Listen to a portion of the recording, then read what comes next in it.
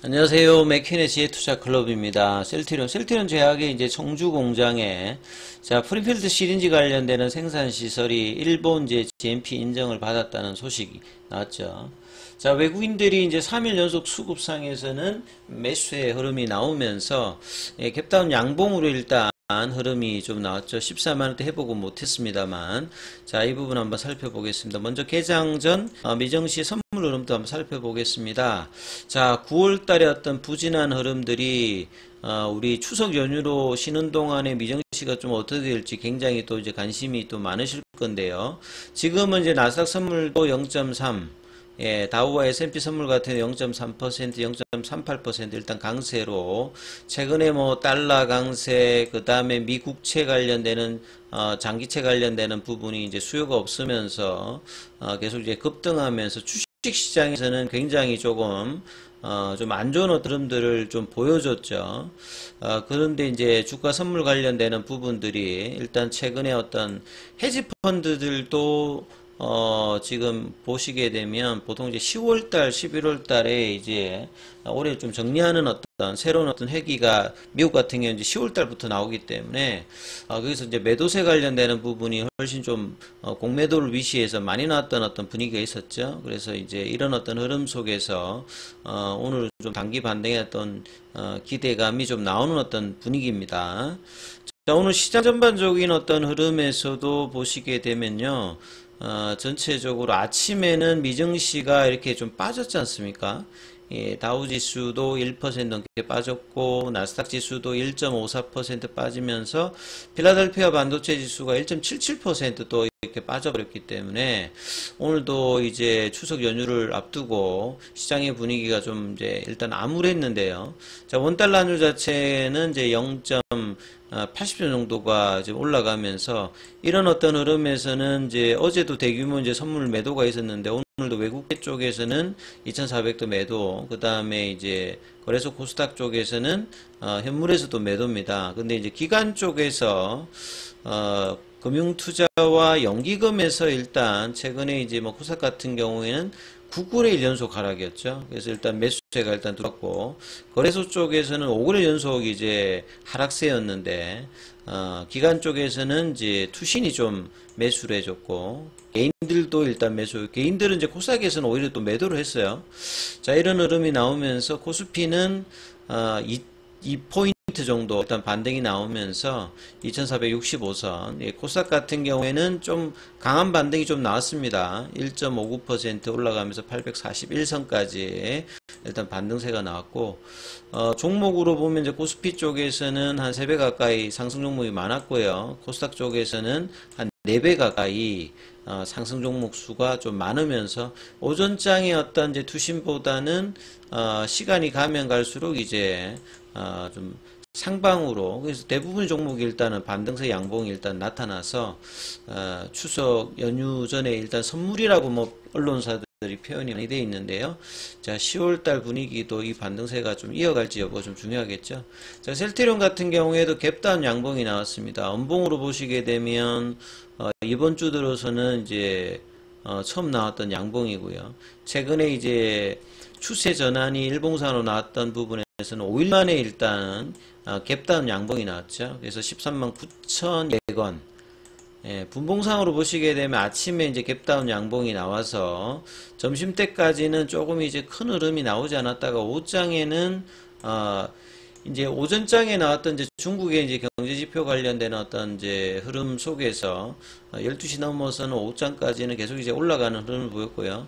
시간에 이제 주가 관련되는 부분은 100원 정도 빠져서 13만 9,100원, 14만원대는 회복을 시키지 못했습니다만 일단 양봉이 굉장히 필요한 지점에서 일단 양봉이 일단 나왔기 때문에 10월달의 흐름을 여기를 좀 이어갈지가 좀 중요하겠죠. 수급상에서 보시게 되면 오늘은 5일 만에 이제 프로그램 쪽에서 매수가 들어왔고요.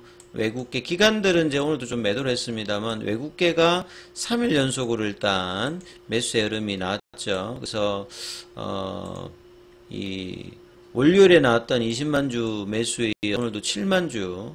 자, 기관들의 어떤 이제 매도세 흐름들이 오늘도 좀 이어졌기 때문에 이 부분이 조금 이제 변해 준다라고 하면 수급상의 어떤 흐름들이 견조해질 수 있거든요. 개인들은 오히려 오늘 올라와서 이제 48,000주 일단 매도하는 어떤 모습을 좀 보였습니다.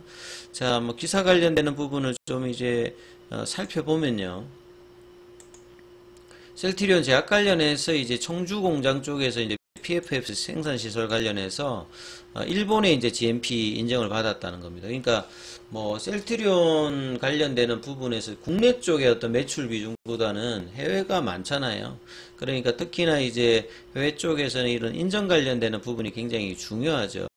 이미 이제 셀트리온 제약의 이 공장 관련되는 부분은 FDA라든지 브라질의 뭐 안비사라든지 이런 부분들의 인정이 올해 이어졌고, 이제 2021년도에는 국내 이제 GMP라든지 유럽 쪽에서도 인정을 획득을 했죠. 그래서 올해 들어서 세 번째 글로벌 GMP 인정이고요. 네.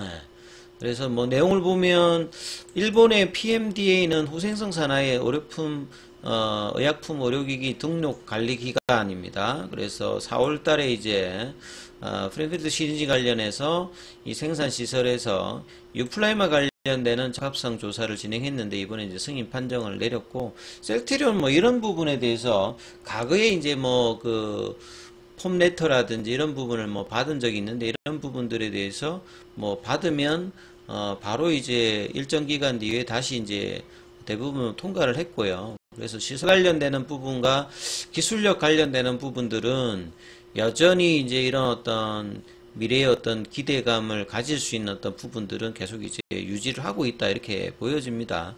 청주 공장의 이제 PFA 생산 라인은 이제 700평 규모로요.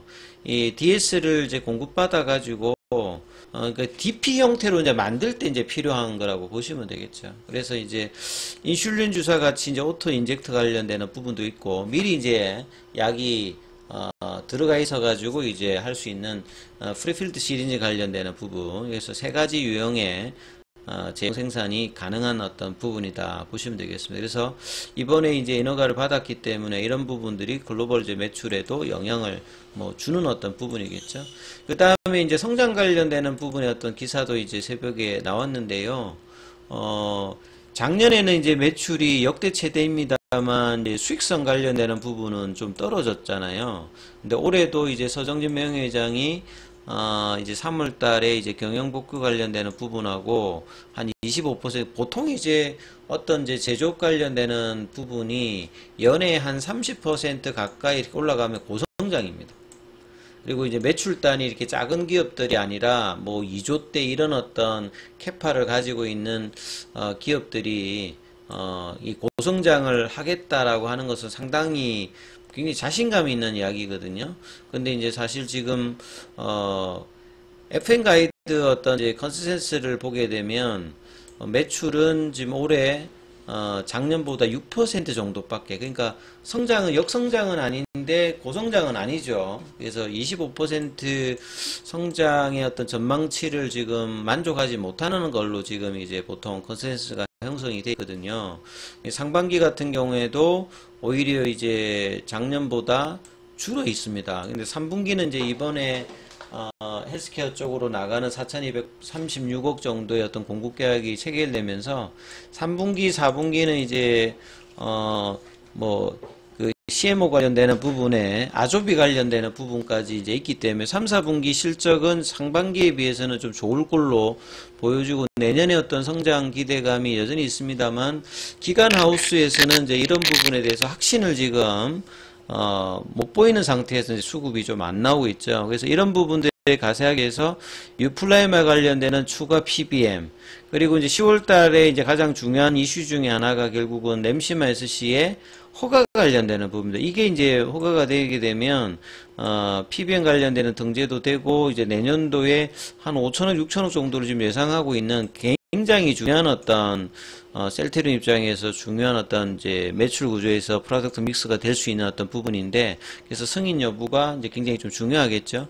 그리고 이제 바이오시밀러 관련되는 부분에서는 이게 성장 산업이 될 수 있느냐 없느냐가 이 보시게 되면 이게 이제 1차 이제 바이오 의약품이거든요. 근데 셀트리온은 여기를 하는 거 아니죠. 그래서 보통 이제 이런 1차 단백질 그 의약품 관련되는 부분이 이제 뭐 EPO나 인슐린이나 이런 호르몬 관련되는 부분들, 여기를 이제 바이오시밀러가 하는데 셀트리온은 여기를 하는 건 아니고요. 이제 가장 이제 규모가 크고 돈이 되는 단백질 이제 치료제 중에서 항체 치료제 관련되는 부분들에 대한 그 바이오시밀러를 하는 거죠. 그리고 이제 향후에는 이 항체 치료제 중에서 이제 그 면역 항암제에 해당되는 면역관문 억제제라든지 지금 이제 뭐 도입기 해당되는 뭐 유전자 치료제라든지 세포 치료제라든지 이런 부분들이 향후에 또 되게 되면 또 그 시간이 지나면 바이오시밀러 관련되는 부분이 있겠죠. 그래서 장기적으로는 미국 쪽에서도 이제 바이오시밀러가 향후에는 뭐 100조가 넘어갈 것이다. 그러니까 이런 어떤 흐름에서 여기도 이제 사이클이 있는 거죠. 기존의 어떤 제품들이 만료가 되게 되면 또 시장이 형성되는 캐파가 큰 흐름이 오는데 이게 2025년부터 2030년까지 옵니다. 근데 원체 이제 바이오시밀러 진입하는 이제 회사들이 많기 때문에 과거에만큼 고수익을 지금 못 내고 있기 때문에 이런 내용들을 셀트리온 해야 되는데 나름 이제 뭐 티트값 개선이라든지 이제 DP 관련되는 정서를 통해서 직판을 통해서 이 부분들을 방어를 하고 있는데 이런 부분이 이제 올해 내년에 어느 정도 일정이 되면 다시 한번 이제 컨텐츠 점프를 하는 도전들은 뭐 계속 될 수 있다 이렇게 보여지는데요. 만만치 않은 이 흐름에서 이 합병에 대한 이슈들과 모멘텀이 많음에도 불구하고 주가는 상당히 이제 장기 바닥권에서 좀처럼 못 벗어나고 있죠. 그래서 지금 이제 뭐 계속 이제 이야기를 하고 있는 장기적인 어떤 비전에 관련되는 부분들이 이제 숫자로 이제 잡혀야 주가가 올라갈 것 같은 어떤 분위기의 어떤 셀트리온이 있기 때문에 회사가 이제 어떤 이제 뭐 장기 전망이라든지 이런 걸 하더라도 확인하고 뭐 이런 부분 기대감이 주가에는 뭐 1도 반영 안 되는 어떤 흐름들이 계속되고 있죠. 그래서 이런 부분들이 어떤 수급의 어떤 영향과 이 덩치가 큰 이제 그 제약바이오 관련되는 대형주 입장에서는 이런 영향이 유동성이 어떤 제한된 흐름에서 계속 이제 영향을 미치고는 있습니다. 그래서 10월 달에는 이 부분들이 결국 이제 합병 관련되는 이슈가 부각이 되어서 본격적인 이 흐름이 긍정적인 영향이 되려면 최소한 이제 주식 매수 청구권 가격 이 가격 위로는 올라가야 되겠죠. 자, 그래서 이렇게 좀 과도하게 지금 이제 볼린저밴드 하단으로 내려갔던 부분들이 올라갈 수 있는 흐름들이 10월 달에는 합병 이슈와 그 다음에 이제 램시마 SC 관련된 기대감으로 반전의 모습들을 좀 기대를 좀 해보도록 하겠습니다. 여기까지 하겠습니다.